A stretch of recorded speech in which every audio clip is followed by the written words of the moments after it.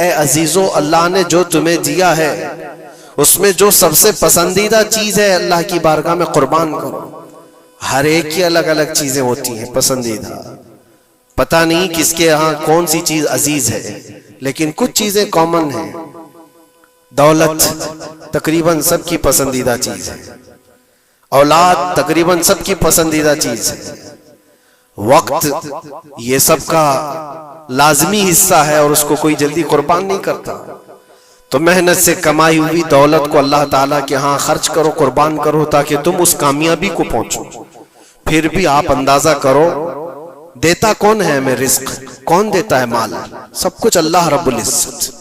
اگر وہ حکم کرے کہ میں نے تمہیں 100 دیے ہیں، اس میں سے 50 میری راہ میں قربان کر دو، 50 اپنے پاس رکھ لو، تو بھی انصاف ہے، عدل ہے۔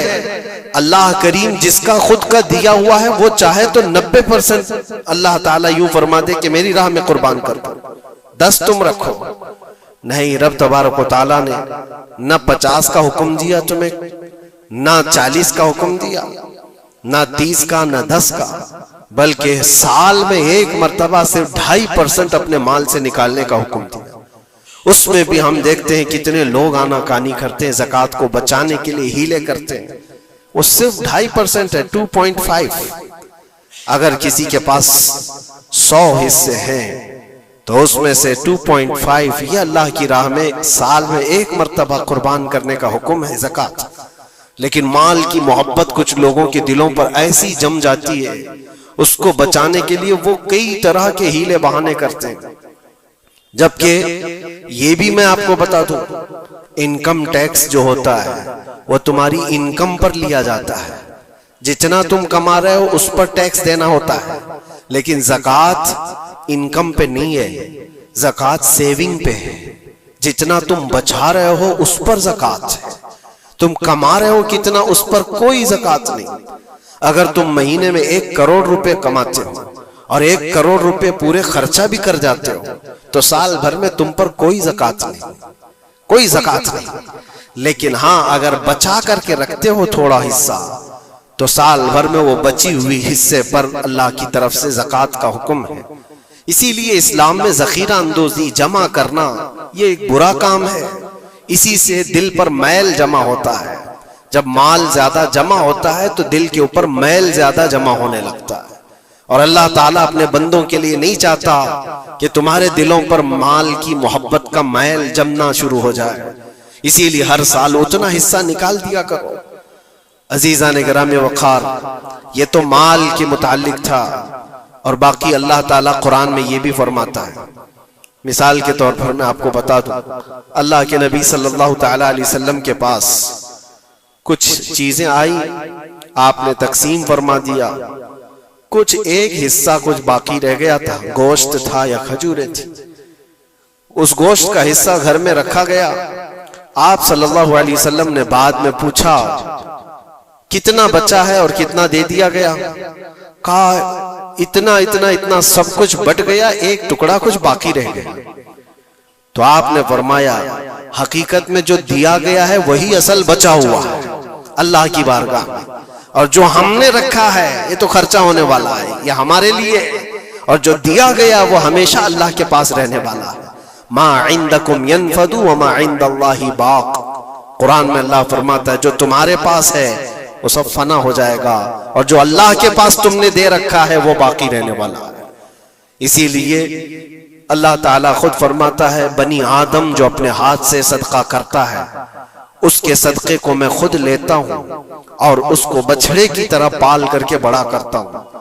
قیامت کے دن وہ بندہ آ کر دیکھتا ہے ایک سکہ کچھ خیرات کیا تھا اپنی زندگی میں، اور وہاں دیکھو تو پہاڑ کے برابر نیکیاں اس کی ہوں گی۔ وہ پوچھتا ہے اتنی میری کہاں سے آ گئی؟ تو رب تعالیٰ فرماتا ہے تیرے اس چھوٹے سے صدقے کو میں نے پال کر کے اتنا بڑا کیا ہے۔ تو جو تم دے رہے ہو اللہ کے ہاں وہ باقی ہے، وہ بچا ہوا ہے۔ ہوتا یہ ہے میرے عزیزوں، جو چیزیں ہماری عزیز ہیں، جو محبوب ہیں، اس کو ہم قربان کرنا نہیں چاہتے جلدی۔ ایک دانشور نے کہا تھا پھلوں کی دکان پر ایک فقیر آیا اور پھل بہت سارے رکھے ہوئے تھے.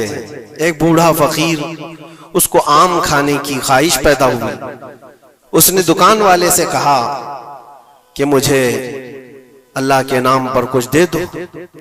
ظاہر سی بات ہے جو چھٹے ہوئے آم تھے، جو نکالے ہوئے تھے، جن کے اندر سڑن پیدا ہو چکی تھی، وہ سائڈ کیا گیا تھا. اس میں سے نکال کر کے اس نے دے دیا فقیر کو.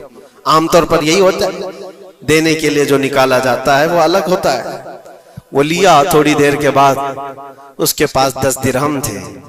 وہ فقیر آیا اور کہا 10 درہم ہے، اس کے مجھے آم چاہیے، یہ پیسوں کے اچھے آم دو. تو 10 درہم لیا دکان والا اور اچھے سے چن کر کے 2 آم اس کو دیا جو بنتے تھے. وہ فقیر ہاتھ میں دونوں آم لیا اور پھر اللہ کی بارگاہ میں دکھا کر کہا، اے اللہ، دیکھ اس بندے نے تجھے کیا دیا ہے اور مجھے کیا دیا ہے. تیرے نام پر مانگا تھا تو سڑی ہوئی چیزیں دیا، اور میرے پیسوں سے دیا ہے تو اچھا مال دیا. کیا یہ عام طور پر نہیں ہوتا ہمارے ہاں؟ کھانا اگر بچ جائے تو اسے تک بانٹنے میں دے دیا جائے. اس وقت مدرسے کے بچے یاد آتے ہیں. ولیمے میں، شادی میں، منگنی کی رسم میں کھانا دیگوں بنایا جاتا اور بچ جائے تو سوچتے ہیں کسی مدرسے میں غریب طلبہ کو دے دیا جائے، یا فقیروں اور مسکینوں کو کھرچن دینے کے لیے ہم کھڑے رہتے ہیں کہ بچ گیا ہے، خراب ہو جائے گا، اس سے اچھا ہے کہ غریب لوگ کھا لیں گے. ایسا کیوں نہیں ہوتا کہ جب دیگ پک کر تیار ہو جائے تو اس کا اوپر والا پہلا کھانا فقراء کو دے دیا جائے، کیونکہ وہ اللہ کے نام پر دیا جا رہا ہے. ہمارے اپنے کھانے سے پہلے غربا اور مساکین کا خیال کر لیا جائے. اسی لیے مجھے وہ بات یاد آتی ہے، رسول مکرم صلی اللہ تعالی علیہ وسلم کی عادت کریمہ تھی، جب آپ کے دسترخوان پر کوئی فقیر آتا تو اللہ کے نبی صلی اللہ علیہ وسلم کے دسترخوان پر جو کچھ ہوتا سب سے پہلے اس کو پیش کر دیتے. حضور پاک صلی اللہ علیہ وسلم رمضان کے مہینے میں دسترخوان پر بیٹھے ہوئے ہیں. ایک مسافر آیا بڑی دور سے، وہ حضور کو ملنے کے لیے آیا تھا. حضور پاک صلی اللہ علیہ وسلم اصحاب صفہ کے ساتھ، جو 70 صحابہ، غریب صحابہ حضور کے در پر پلتے تھے، ان کے ساتھ افطاری کر رہے تھے. اور ایک مسافر آیا، اس کو بلایا گیا، آ جاؤ دسترخوان پہ. 70 لوگوں کے بیچ میں دودھ کا ایک پیالہ تھا بس افطاری کے لیے. اور وہ جو مسافر آیا اس کو بٹھایا گیا، بڑا بھوکا تھا. اس سے کہا گیا، لو آپ تناول کرو، آپ دودھ پی لو. اس نے اٹھایا، کسی کا خیال ہی نہیں کیا، پورا دودھ پی گیا. اللہ کے نبی صلی اللہ علیہ وسلم نے مسکرا کر کہا، اللہ تیرا بھلا کرے.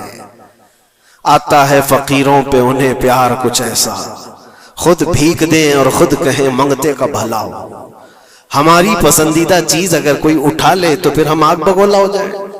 خاص طور پر اگر یہ آزمانا ہو تو رمضان میں افطار کے موقع پر دیکھیں، اپنے دسترخوان پر سے ہمارے سامنے کی چیز کوئی اور اٹھانے لگ جائے تو پارا چڑھ جاتا ہے، غصہ آنے لگتا ہے، ہم نہیں دینا چاہتے.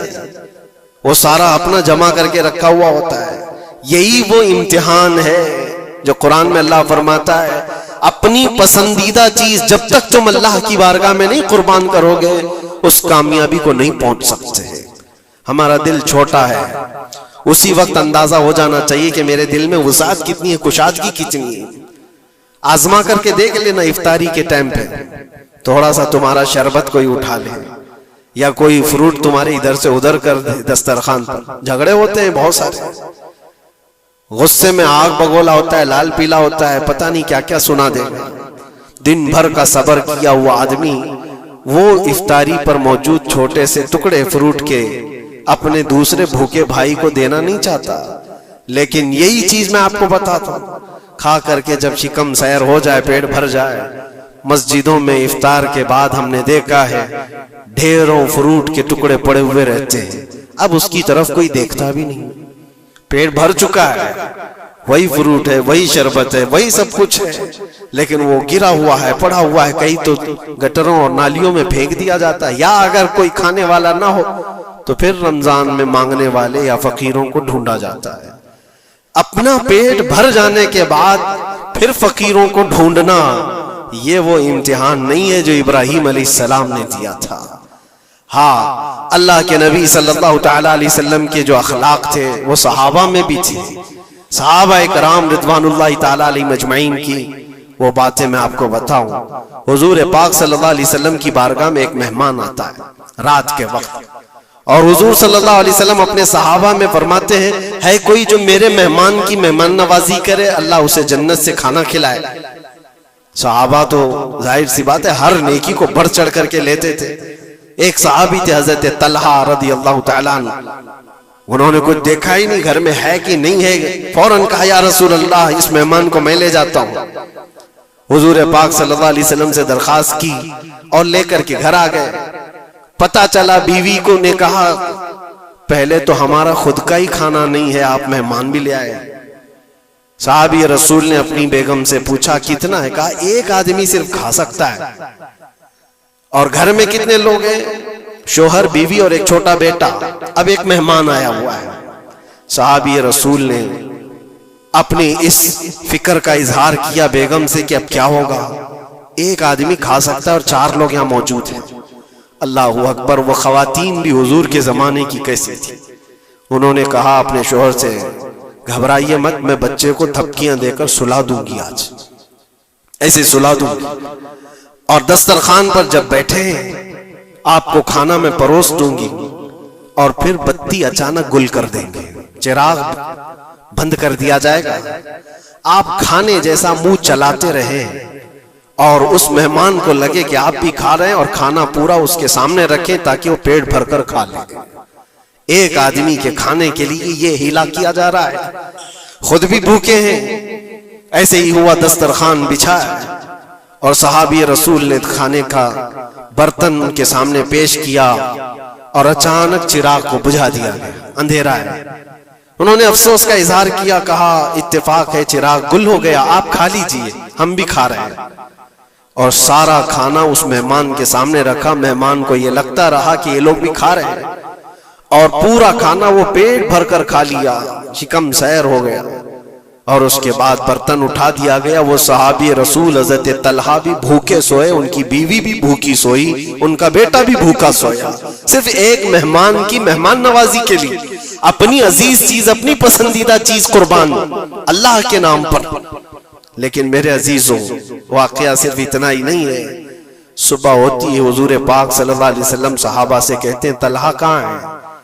حضرت طلحہ اس مہمان کے ساتھ آئے, حضور دیکھ کر مسکرانے لگے. طلحہ تمہاری مہمان نوازی کی تعریف جنت میں فرشتوں کے درمیان ہو رہی ہے.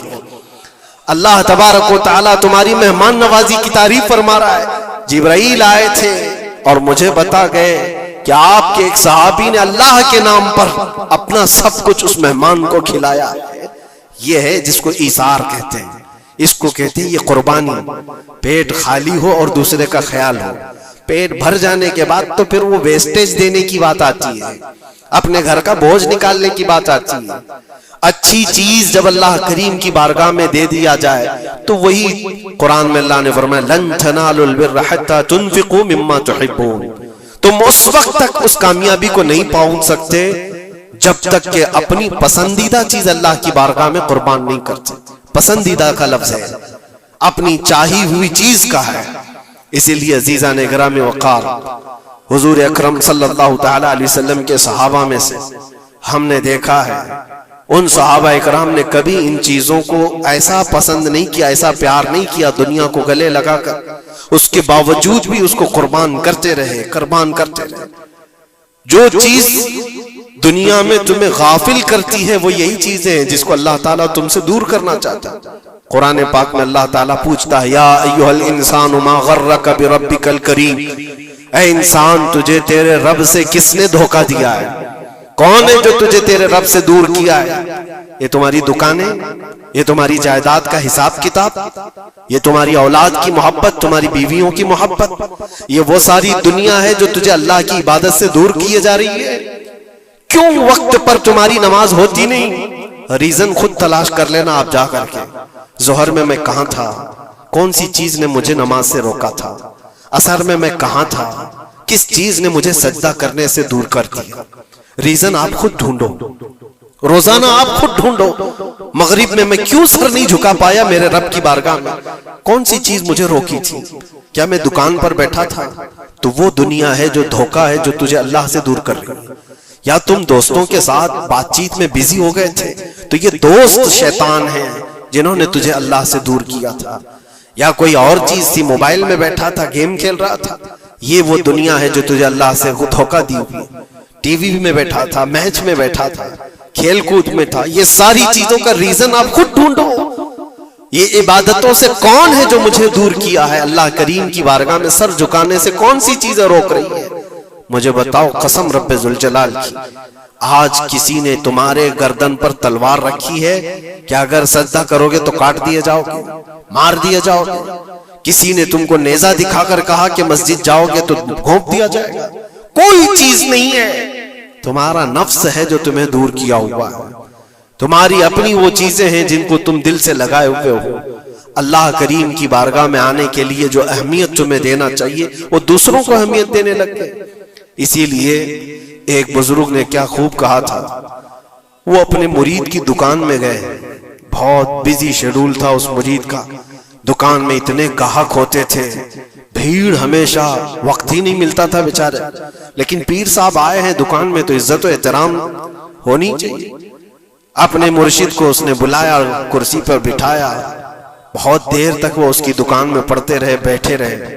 وہ بھی خوش باش تھا، پیر صاحب آئے پڑھے تو اور برکت، اور اس کو وقت ہی نہیں ہے. تھوڑی دیر کے بعد پیر و مرشد نے اس کے دکان کی چیزیں اٹھا کر کے جو ڈبے وغیرہ تھے سونگنے لگے. یہ سونگا، وہ سونگا. اس مرید نے پوچھا حضور یہ آپ کیا کر رہے ہیں، کیا سونگ رہے ہیں؟ کہا میں یہ دیکھ رہا ہوں کہ ان ڈبوں میں کہیں تو پخانہ تو نہیں کرتا، کہیں تو اپنی حاجت اسی میں تو نہیں کرتا. اس نے کہا کیوں آپ ایسا کہہ رہے ہیں؟ کہا تو جتنا بیزی ہے جانے کا موقع کہاں ملتا ہوگا، یہی تو اپنا ٹوائلٹ بھی کرتا ہوگا. اس نے کہا حضور اتنا وقت تو نکال لیتا ہوں، طہارت کے لیے جا سکتا ہوں، استنجا پخانے کے لیے تو جا سکتا ہوں. زوردار تماچا انہوں نے لگایا. اپنے پیٹ کی گندگی نکالنے کے لیے تیرے پاس وقت ہے، اس رحمان کے دربار میں سر جھکانے کے لیے تیرے پاس وقت نہیں. تو نے کس چیز پر اپنا دل لگا رکھا ہے؟ یہ تھی ان کی تربیت. حقیقت ہے میرے عزیزوں، ہم اگر ریزن ڈھونڈیں تو چھوٹی چھوٹی چیزوں کے لیے ہم اپنا وقت بھی دیتے ہیں، پیسے بھی دیتے ہیں. لیکن اللہ کریم کے ساتھ تمہارا کیا سلوک ہے؟ یہ حدیث سنا کر میں بس ختم کرتا ہوں. اللہ کریم خود فرماتا ہے، یہ حدیث قدسی ہے. حدیث قدسی اس کو کہتے ہیں فرمان اللہ کا ہے، زبان رسول اللہ کی. اللہ فرماتا ہے انا عند ظن عبدی بی، بندہ میرے متعلق جیسا گمان کرتا ہے میں اس کے ساتھ ویسا سلوک کرتا ہوں. تم اللہ کریم کے لیے کیا مقام رکھتے ہو اپنے دل میں؟ اللہ کی بارگاہ میں آتے ہو تو کس طرح؟ اسی لیے حضرت رابعہ بصریہ رضی اللہ تعالیٰ عنہا کو ہم نے سنا ہے کہ جب وہ نماز کے لیے جاتی تو دلہن کی طرح سج کے جاتی تھی، پورے تیار ہو کر. پوچھا ان سے کسی نے تو وہ کہتی تھی میں چاہتی ہوں کہ اللہ نے جتنی نعمتیں مجھے دی ہیں اس بادشاہ کو نہ دکھاؤں تو پھر کس کو دکھاؤں؟ اس بادشاہ کی بارگاہ میں جا دنیا والے سیٹھوں کے سامنے جانے کے لیے سجتے سورتے ہیں، میں خلاق العالمین کی بارگاہ میں جانے کے لیے سجتے ہوں. اور ہمارا کیا مزاج ہے؟ ہم نے دیکھا ہے مسجد میں آنے کا انداز کس کا کیسا ہے. تم بادشاہ دو جہاں کے دربار میں آ رہے ہو تو کس انداز سے آنا چاہیے؟ یہ ساری چیزیں آپ ذہن میں رکھو. اللہ کریم کے لیے تمہارے دل میں کیا مقام ہے؟ ظاہر سی بات ہے تمہیں آج بھی اپنے پیٹ کی غلاظت نکالنی ہو کہیں راستے پر تو شوچالیہ ڈھونڈتے ہیں اور پیسے دے کر کے جاتے ہیں. مسجد کی کیا کیا چیزیں مفت میں استعمال کرتے ہیں. کبھی اس کا خیال آتا ہے کہ ہم یہاں کی اے سی، یہاں کے پنکھے، یہاں کے قالین، یہاں کا پانی سب کچھ استعمال کرتے ہیں، لیکن مسجد میں جو ڈبہ گھومتا رہتا ہے تو لوگوں کو ایسا لگتا ہے کہ یہ تو صدر سیکریٹری کے لیے گھومتا ہے، یہ کمیٹی کے لیے جاتا ہوگا. آپ اس وہم و گمان سے نکل جاؤ. اللہ کی بارگاہ میں 1 روپیہ بھی جو دیا جاتا ہے وہ شمار ہوتا ہے دنیا بھر کے تمام دولتوں سے زیادہ عزیز اللہ کی بارگاہ میں وہ پیسہ ہے جو یہاں صفوں میں آپ نے اللہ کے نام پر دیا ہوا. اپنی عادت رکھو کہ مسجد کے لیے ہمارے دل میں کیا احترام ہے. دوسری دنیاوی کسی بھی چیز کو دیکھنے کے لیے ٹکٹ دیتے ہیں، وہاں چھوٹی موٹی چیزوں کو خرچ کرنے کے لیے ہم بے پناہ پیسے خرچہ کرتے ہیں. پان میں، بیڑی میں، سگریٹ میں، تھوکنے میں کتنے پیسے برباد کیے جاتے ہیں۔ اللہ تبارک و تعالیٰ کے نام پر جب بات آتی ہے تو کیوں دل پر یہ بوجھ ہوتا ہے؟ یہ علامت ہے کہ دل جب کالا ہو جائے اور رب تعالیٰ سے بندہ دور ہو جائے تو اللہ کی بارگاہ میں دینے سے وہ کترانے لگتا ہے۔ اپنے دل کا علاج کرو اور اللہ کی بارگاہ میں یہ دعا کرو کہ مولا مجھ پر میرے نفس کو غالب ہونے سے بچا لے اور میرے دل کو پاک کر کے تیری دربار میں ہمیشہ جھکنے والا دل بنا دے۔ یہ دعا کرو کہ رب تبارک و تعالی مرنے سے پہلے ہمارے دلوں کو پاک و صاف فرمائے اور خالص اس کی رضا کے لیے ہمیں ہماری عزیز چیزوں کو قربان کرنے کا اللہ تبارک و تعالی ہمیں موقع عطا فرمائے۔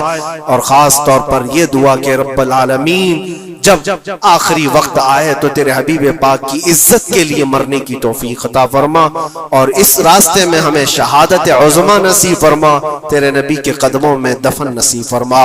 وآخر دعوانا الحمدللہ رب العالمین۔ السلام علیکم۔